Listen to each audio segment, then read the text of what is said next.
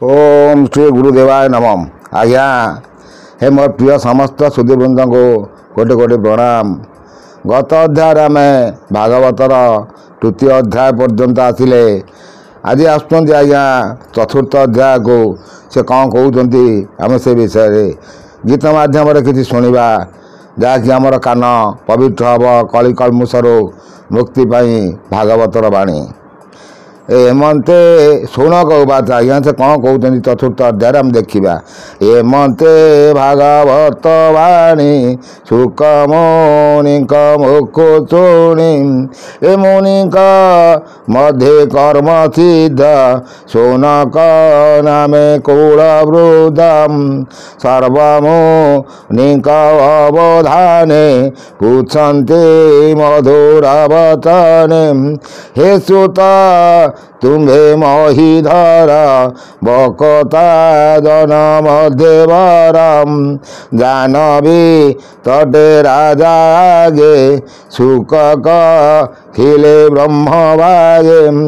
से कथा कह आंभ आगे तुम्हें दे अट महाभागे ये भाग बत शास्त्र कवे व्यासर चिले क्यों जुगे कबाहार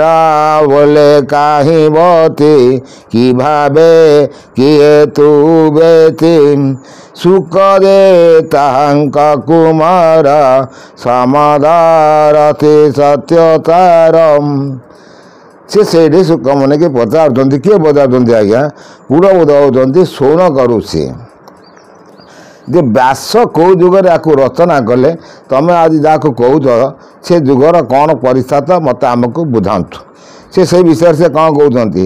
एकांतवती एकांतमती रात दिने कृष्ण महिमार प्रतने निर्माया मूढ़ता प्रतीति लक्षण पारे कई गति जार आगमन काले देवी कामिनी थिले जले उलग्न थाई ताकू देखी जाइले ना उपेक्षी देखा अर्थे जल तटे मिले सुखंक निकटे व्यास को पथे चाही जले पचिले बेगे जाई स्वभावे सीधे से युवती जानती सर्वप्राणी गति ए मते कन्या गणे चाही व्यास कहती खेद पाई देखी कन्या मूढ़ मत तंत्र व्यासंकर चित्तम पुणी पक्ष के पाई थाते कन्या को चाई पचारती अइल मोर पुटे चाही कि पचिल जले जाई एकिश तुम्हार व्यवहार से चुक मोर कुमारम। देखो आज्ञा आमर जो कथित अच्छी जितेबाला सुखमुनि चली जाऊँगी सुख चली जाऊँगी व्यास पछे पछे गोड़ाऊँ से जल कन्या माने उलग्न हो स्नान करुले से सुख को देखापी चली आसिले ऊपर को किंतु व्यास जो जो व्यास नजर पड़ा पुणी से जल मध्य पशिगले तेणु व्यास पचारे सी जो मो पुओ ताकू तुम देखापी उठी आसिल कि मत देखी तुम कहीं जल पशिल तार कारण कौन तेणु से कारण भी से नारी मैंने कौन कहते आम देखा ये देखूँ व्यास बाप आ पुओ भितर केते फरक आसीगला कौन पाई फरक आसला भितर कौन बासना रहा भितर कौन बासना नाला ये आम ये हूँ भागवतर तत्ववाणी तेणु आकु सब आम बुझा दरकार अच्छी तेणु ये एकिश तुम्हार व्यवहार ये चुक मोर कुमार ये तरुण वयस यार ये वृद्ध शरीर मोर व्यास वचने नारी गणे तक्षणे नमिले चरणे कहती व्यास मुख जाई संसार तार हृदय नाई तिरी पुरुष न जानते समस्त एक भावे तिथि तुम्हें जे कह आंबे वृद्ध विषय रचे अथ साधम ए मंद गले नारी गण चुक रहिले चैवणम। देखु से नारी मैंने कहले तुम्हें जो कौच तुम्हें हूँ वृद्ध कि तुमर विश्वशक्ति मन अच्छी तांकर नारी पुरुष ठाई असाधारणता नहीं समानता रही तेणु आम देखापी चलीगलु ये आज्ञा कथा चिंता करूँ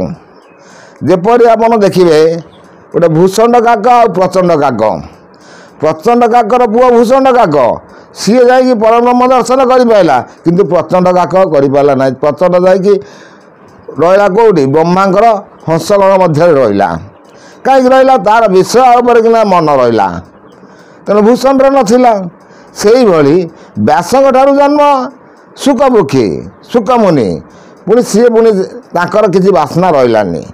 सौनक उवाच तेणु से कौन कहते से शुक मुनि किस कार्य प्रवेश कले कुरु राज्य ए उन्मत्त जड़ रूप धारे तांको कई न जानई के मते परीक्षित तुले मिलिले जानवीर कूले तई अनेक मुनि मध्य भागवतर तपादे प्रजांक घरे सायंकाले ते नित्य विज्ञा मिले ए गोदेह मात्र द्वारे रही गोईं तीर्थ पर दे से मुनि परीक्षित मेले मिलिले पूर्व पुण्य फले से भागवत परीक्षित स्वभावे अभिवनुतम ताहार जन्म कर्म देते कही भावर अग्रते अद्भुत पाय अचुमणि एबे तरिबु या शुणी से सर्वराजा शिखर पांडव वंश कीर्तिकरम देखो ये सी ऋषि शौनक उवाच पचार क्या पचार शुक मुनि की पचार जे प्रभु जे तमें जो जाए बसिल परीक्षित जो राजा आगे सब कहल जो जो कथा कहल जन्म वृत्तांतर बाणी आम आगे सब कहते सी होती कुरुकुल शिरोमणि भली परीक्षित राजा कार अभिमन्यु पुओ तेणु से विषय भागवतर चर्चा से करें से विषय आलोचना कर देखुं ये राज्य सपद छाड़ी दूरे किंपा रही गंगा तीरे शत्रु राजा जार पाद नमती देन संपदम जुवा वयते नरपते तेजिन अचर विभूति जेऊ शरीर ए संसारे वही पर उपकारे ए हरिचरण जिते जिते जे राजा नित्य जन हिते से किंपा तेजिला जीवन गृहे उपेक्षित धन धनम कह कारण कि अर्थे स्वयं छाड़ जे मते तुम्हें सकल विद्यासार कह संचय दूर हेमंते शौनक वचने सकल मुनि अनुमाने शौनक से पचारे जे शुक मुनि के पचार कहीं परीक्षित राजा तांकर युवा अवस्था आज सी शरीर मान छाड़े कि राज्य संपद छाड़ी सी गंगा कूल आसी आपण पाखे भागवतर कथा शुणिले तार कारण सब कौन तांकर पूर्वजन्म कौन तांकर परजन्म कौन मुझे कहीकि आसी भागवतर तत्व हूँ कौन तीतापर बाधा निमित्त गोटे हूँ अति भौतिक अति जैविक अति दैहिक तेणु ए विषय को चिंताधारा करने ये सब हूँ भागवतर सृष्टि तार सब विषय आपण मैंने सब जानीपारे शुक बात से कौन कहते ए कहन जे चुक ब्रह्मरोचे मुनि व्रतने व्रतंती शुण सकल मुनि जन कृष्ण चरित विधानम द्वितीय जोग भोग वंदे द्वापर जुग उपगते विष्णुर वचे व्यास मुनि जन्मिले नरदेय घेनी पराशरंग वीर्य जुते सुते द्वापर जुग उपगते से कदिने प्रात काले स्नान चारि गंगा जाड़े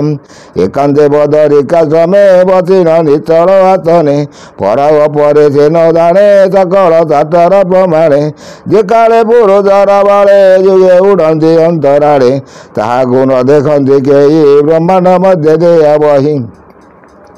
देखो सी कहते जे सी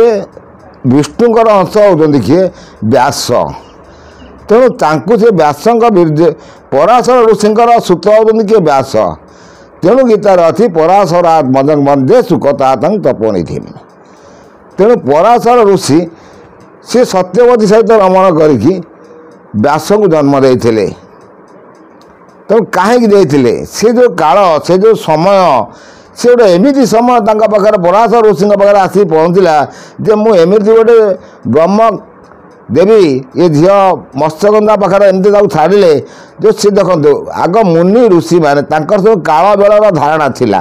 तेणु से बेले से जानते ये बेले मु रमण कले जो पुत्र जन्म हम से विष्णुकर अंश नहीं आसो तेणु सुंदर सुंदर तथ्य आज्ञा तेणु से पराशर वीर्य सुते द्वापर जुग उपगते द्वापर जुग सरी आसूची से जुगे व्यास को उपगत है आरंभ है द्वापर जुग से सी विष्णु अंश व्यास आसिले व्यास से कौन कले सी एकांत प्रातः काल बसी स्नान सारिकी सी बसी थे ସେ କ'ଣ ଲେଖିଲେ ତାହାକୁ ନ ଦେଖନ୍ତି କେହି ବ୍ରହ୍ମାଣ୍ଡ ମଧ୍ୟ ଦେହ ବହି ପ୍ରାଣୀ କେବଳ ନିଜ ହରେ ଯୁଗ ସ୍ୱଭାବ ଅନୁସାରେ କଳି ଆଗମେ ପ୍ରାଣୀଙ୍କର ଏମତ ହୋଇବ ଏବାର ସଦାଚାରିବେ ଅତି ଦୂର ଦୁର୍ବଳ ହୋଇବ ଶରୀର ଏ ବୁଦ୍ଧି ହୋଇବ ଲୋଭ ଗ୍ରାତେ ସ୍ୱଭାବେ ଅଳପ ଆୟୁଷ ଦୁର୍ଭାଗ୍ୟ ହୋଇବେ ସକାଳେ ଏହା ଜାଣିଲେ ଯୋଗ ବଳେ ବ୍ରାହ୍ମଣ ଆଦି ଚାରି ବର୍ଣ୍ଣେ କଳି ବଞ୍ଚିବେ ଯେଉଁ ଧର୍ମେ ଏବେ ଉଚିତ ସୁଧ କର୍ମ ବାସ୍ତମେ ଭିନ୍ନ ଭିନ୍ନ ଧର୍ମ। ସେଇଠି ବ୍ୟାସ ଜଗ ବଳରେ ଜାଣିପାରିଲେ ଯେ କଳି ଯୁଗ ହେଉଛି ଆସି ପହଞ୍ଚୁଛି ତା ଦେହରେ ଲୋକମାନେ ଅଳ୍ପ ଆୟୁଷ ହେବେ ଆଉ ଅନ୍ୟାୟ ଅଧର୍ମ କରିବେ। ତେଣୁ ତାଙ୍କ ସେଇ ଯେଉଁ ଲୋକମାନଙ୍କର ଉଦାହରଣ ନିମିତ୍ତ ସେ ସେଇଠୁ ଭାଗବତର ଆଲୋଚନା କରିକି ଲେଖିଲେ ନିଜେ ବସି ଲେଖିଲେ ଏ ଜୀବର ସାଧ୍ୟ କର୍ମ କରି ଯେମତେ ବିଷ୍ଣୁ ମାୟା ତରି ଏ ଧର୍ମ ଚାରିବ ଯଜ୍ଞ ମାନେ ଏମନ୍ତ ଭାଳି ମୁନି ଚିତେ ଏକ ବେଦର ଚାରି ଖଣ୍ଡେ ଯଜ୍ଞ ବିହାନ କର୍ମ ଖଣ୍ଡେ ଋକୁ ଯଜୁ ସାମ ଅଥର୍ବ ଏ ରୂପେ କରିବି ନଭାବ ପଞ୍ଚମ ବେଦ ଇତିହାସ ଯେଉଁ ପୁରାଣ ଅଷ୍ଟାଦଶ ଏ ସ୍ପୈଳ ଜୈଳ ମୁନିକୁ ଆଣିଲେ ଦେଖନ୍ତୁ ସେ ଜୈଳ ମୁନିଙ୍କୁ ଆଣିଲେ ପ୍ରଥମ ବେଦ ପଢ଼ାଇଲେ ଜୟ ମୁନିଙ୍କୁ ଦେଲେ ସାମ ଯଜକୁ ବୈଶମ୍ପାୟନ ଅଙ୍ଗିରା ମୁନି ଅର୍ଥବାଣେ ମୋ ପିତା ରୋମ ହରଷଣେ ପୁରାଣ ଅଷ୍ଟାଦଶ ଦେଲେ ମଧ୍ୟ କର୍ମ ସମ୍ପାଦିଲେ ସେ ଶିଷ୍ୟ ବିଚାରି ନିତଳେ ବେଦ ବୃକ୍ଷକୁ ଯୋଗ ବଳେ ଅନେକ ଶିକ୍ଷା ବି ଆଇଲେ ଶିଷ୍ୟ ବ୍ରତ ଶିକ୍ଷା ଦେଲେ। ଦେଖନ୍ତୁ ସିଏ ସବୁଠୁ ଆସିକି ଋଷିମାନଙ୍କୁ ଡକେଇକି କିଏ ଡକେଇଲେ ବ୍ୟାସ ଡକେଇକି ତାଙ୍କୁ ସିଏ ସବୁ ବେଦ ପଢ଼େଇବାର ଅଭ୍ୟାସ ଦେଖେଇଲେ। ଋକୁ ଯଜୁ ସାମ ଅଥର୍ବ ଚାରି ବେଦକୁ ଜୟ ମୁନିଙ୍କୁ ସେ ଦେଲେ ଜୟ ବେଦକୁ ସାମ ବେଦ ଯଜୁରକୁ ବୈଶମ୍ପାୟନ ଅଙ୍ଗିରା ମୁନି ଅଥର୍ବ ବେଦ ଅଥର୍ବାଣେ ମୋ ପିତା ରୋମ ହରଷଣ ପୁରାଣ ଅଷ୍ଟାଦଶ ଦେଲେ ଏ ମଧ୍ୟ କର୍ମ ସମ୍ପାଦିଲେ ସେ ସେଇଠି ସବୁ ପୁରାଣ ସମ୍ପାଦନ ସେ କରୁଛନ୍ତି।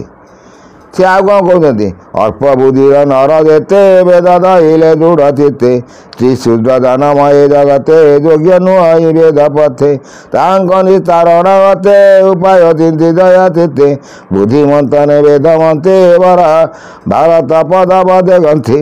ଏବେ ଉଦାର ସାର ଅର୍ଥ ପୁରାଣ ସୁଧୀର ଭାରତ ପ୍ରାଣୀଙ୍କ ନିସ୍ତାରୀ ଏମନ୍ତ କାନନେ ମିଳିଲେ ନିଶ୍ଚିତ ଆଶ୍ରିତ ସରସ୍ୱତୀ ଗୁଳେ ମନେ ନ ରହି ନିସ୍ତଳେ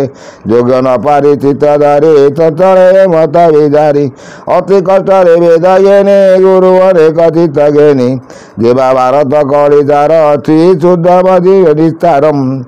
ଏତେବେ ନିର୍ମଳ ନୋହେ ମନ ଚିନ୍ତା ନଳେ ତନ ଏ ମନ ଧରିବ କେମନ୍ତେ ନିଶ୍ଚଳ କରି ଜ୍ଞାନ ପଥେ କରିବି ଭାଗବତ ଧର୍ମ ଜଣେ ନ ଲାଗେ ମାୟା ଭ୍ରମ ଏମନ୍ତ ହୃଦୟରେ ବିଚାରି ମନକୁ ନ ପାରନ୍ତି ଧରି ଏମନ୍ତ ସମୟ ନାରଦ ଆସନ୍ତେ ଶୁଭେ ବୀଣ ବାଦ୍ୟମ୍ ତକ୍ଷଣେ ସରସ୍ୱତୀ ତଟେ ମିଳିଲେ ବ୍ୟାସଙ୍କ ନିକଟେ ବ୍ୟାସ ଯେଉଁ ବେଦ ସବୁ ରଚନା କରିଗଲେ ସିଏ ସବୁ ତାଙ୍କର ମନ ଆଉ କେବେ ସ୍ଥିର ରହିଲାନି। ତେଣୁ ମନଟା ଅସ୍ଥିର ହେବାରୁ ସେ ଭାଗବତ ବାଣୀ କରିବେ ବୋଲି ଚିନ୍ତା କଲେ।